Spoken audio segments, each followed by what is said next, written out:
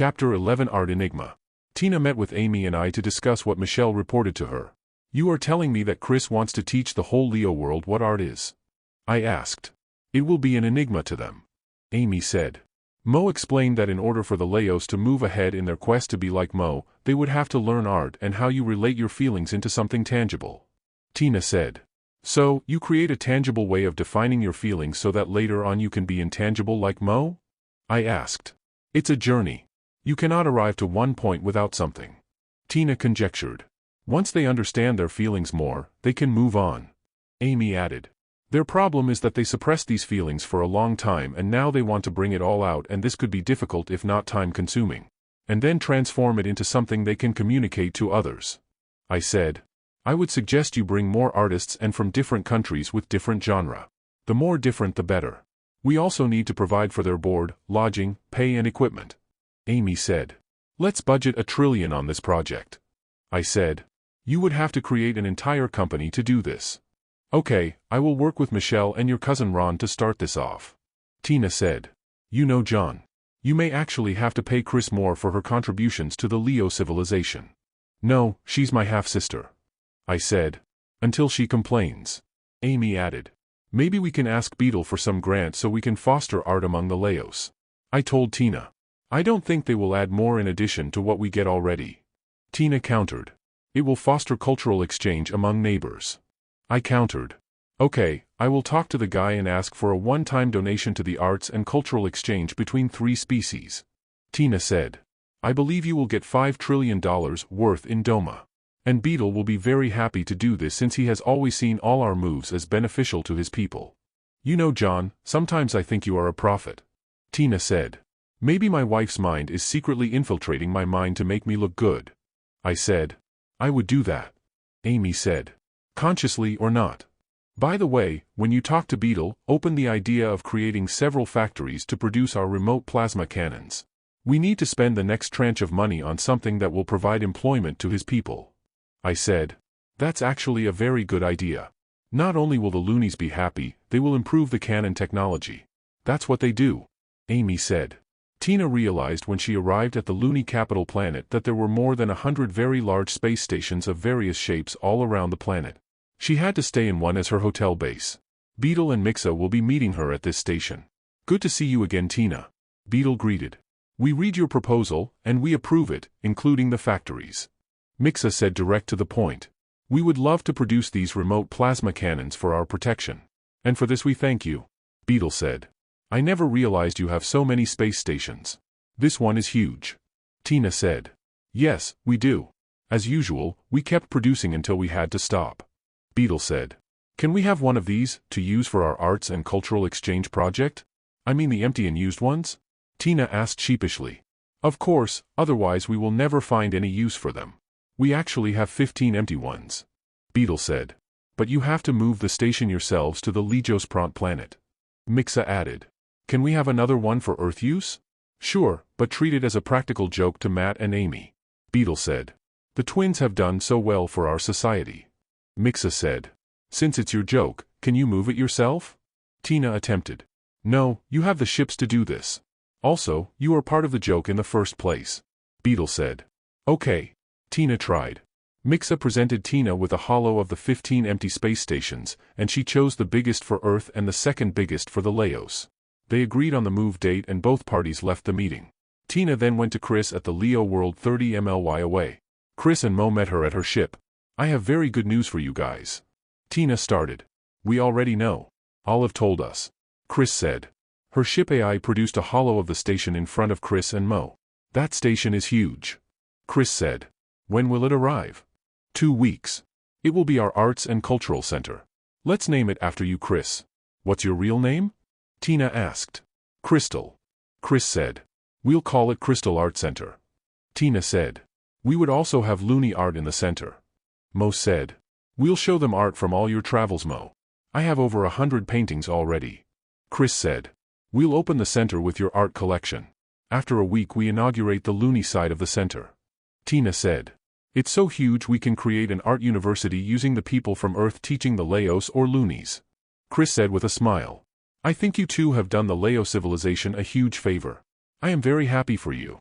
Mo said. Thank you, Mo. Chris said. No biggie. Tina said. Mo then explained to Tina what he meant. Wow, that is civilization changing. Now I understand why you are here, Chris. Tina said.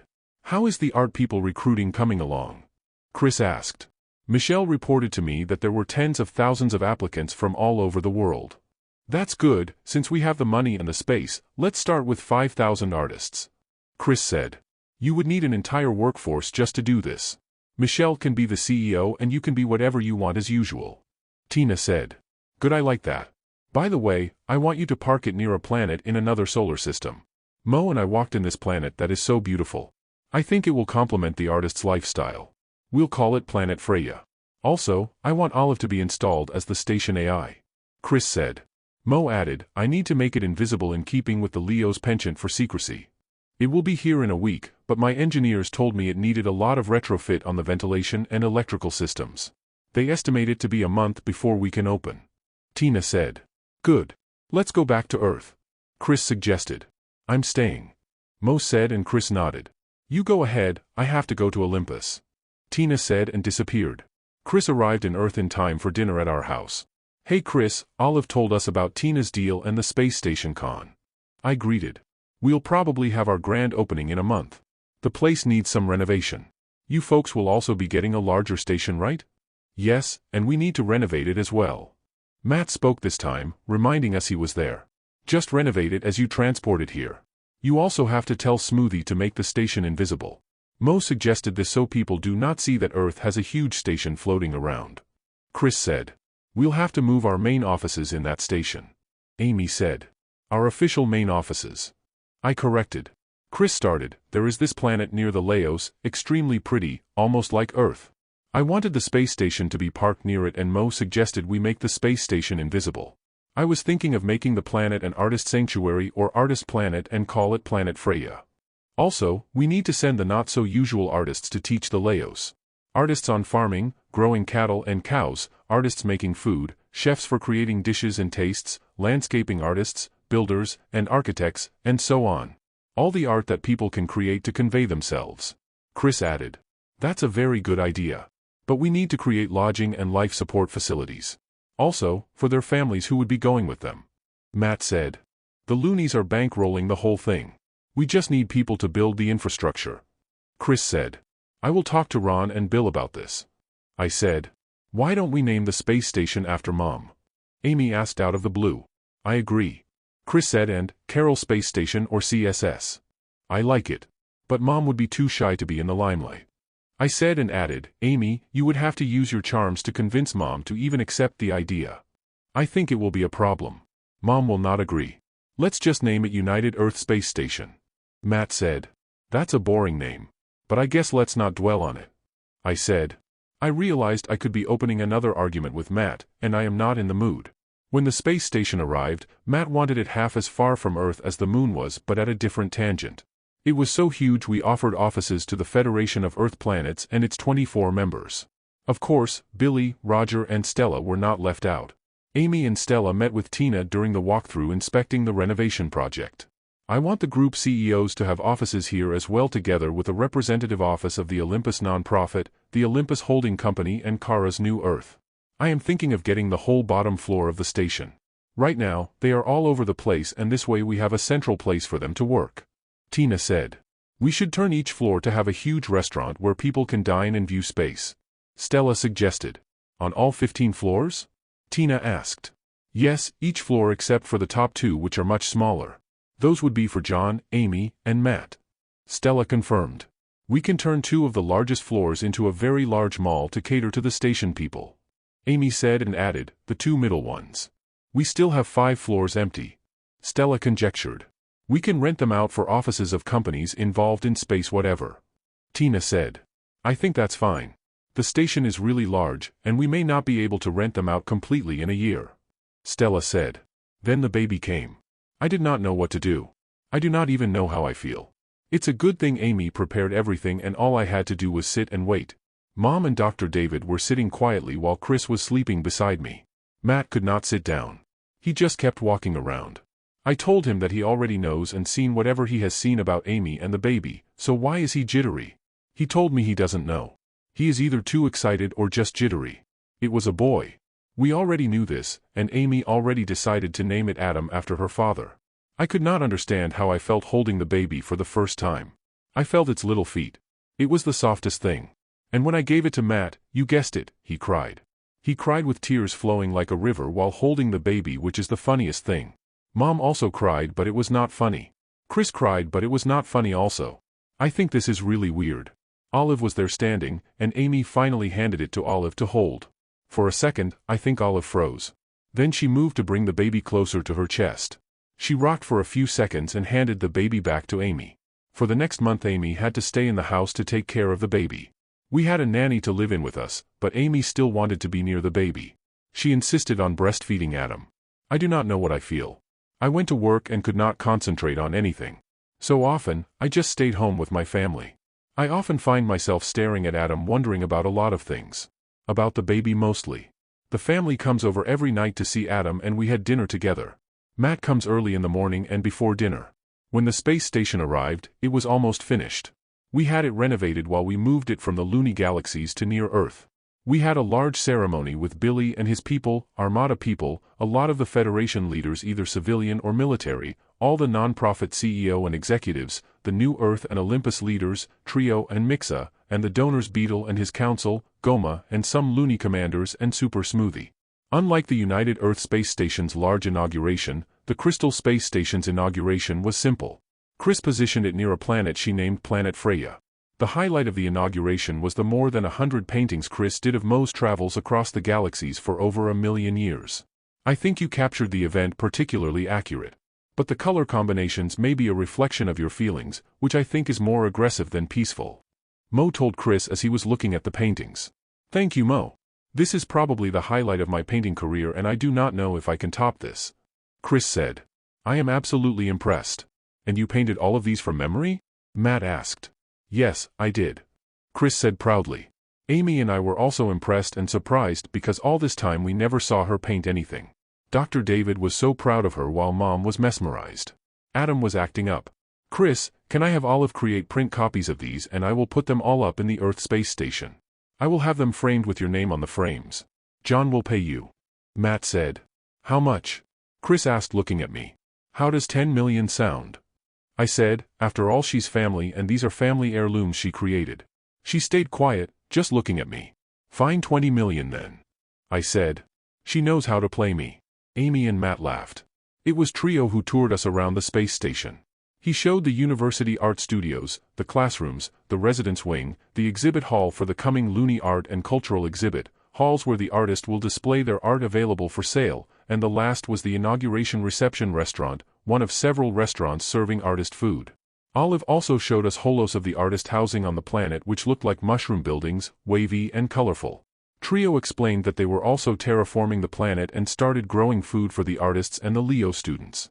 The holos Olive showed let us realize how absolutely beautiful the planet is in its entirety. We asked Trio if the Leos will provide for all the things the artists need. Yes, they are part of our colony now so all their needs would be provided for. Trio said and added, but you have to provide for anything that come from Earth.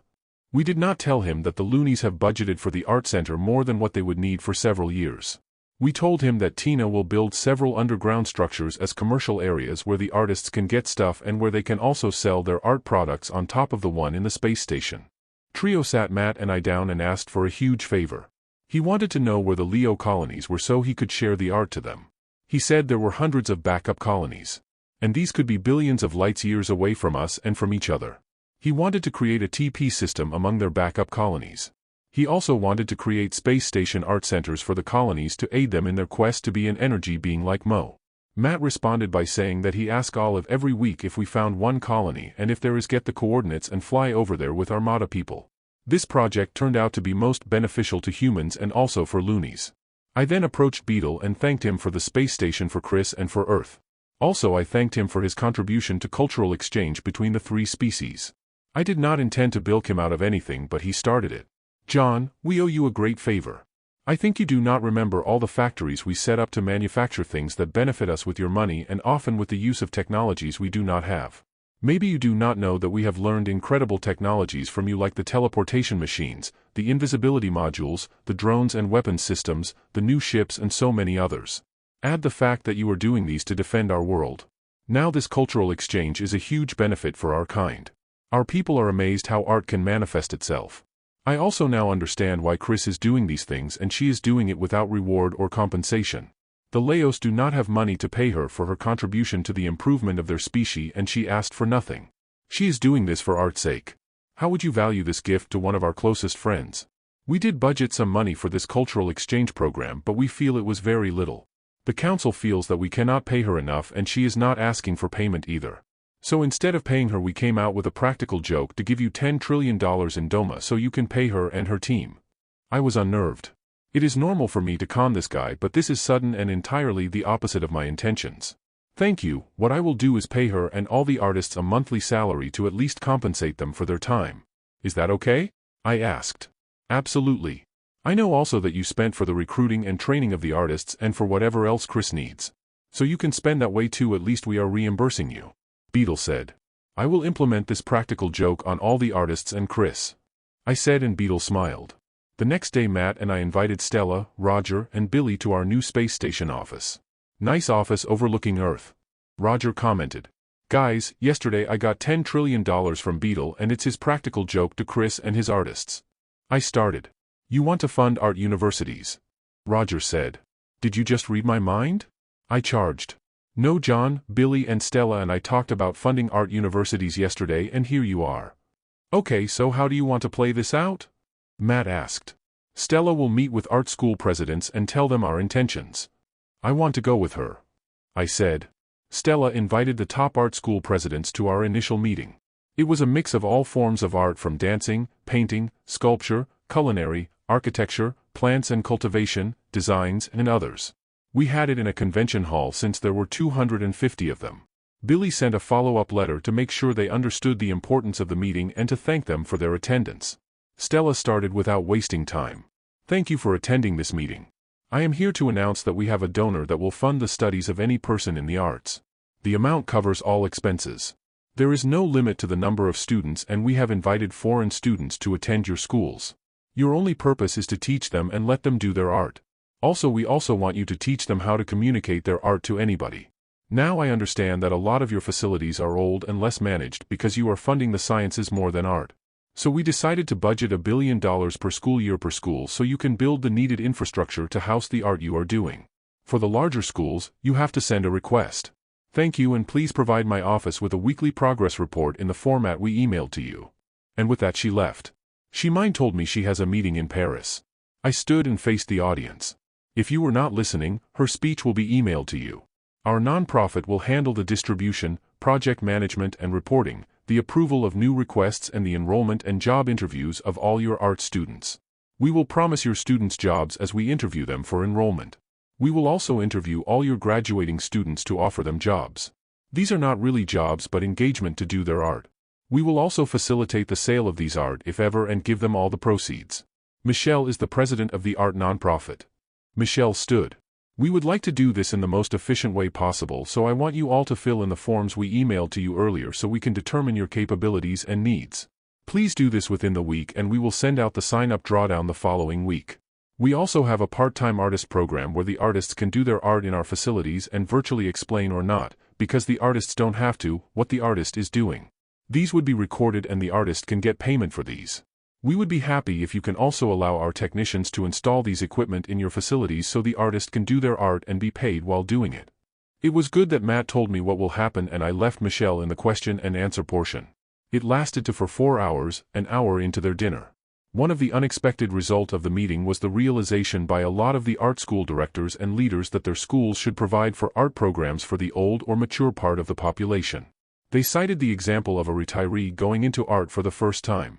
But the retiree has been longing for this chance all his life, and now that all the things in his life has been settled, he wants to pursue his art. It could be painting, writing, bonsai, sculpture, music, or whatever else. And the kind of art they do are usually vastly different from the regular younger students. This is brought about by their intense feelings and experiences all throughout their lives.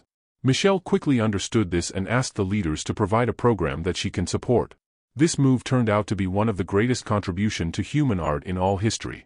Hidden talents were unearthed and created a whole line of art improving on or sometime just so different from the existing genre. It was also key to the development of the human species.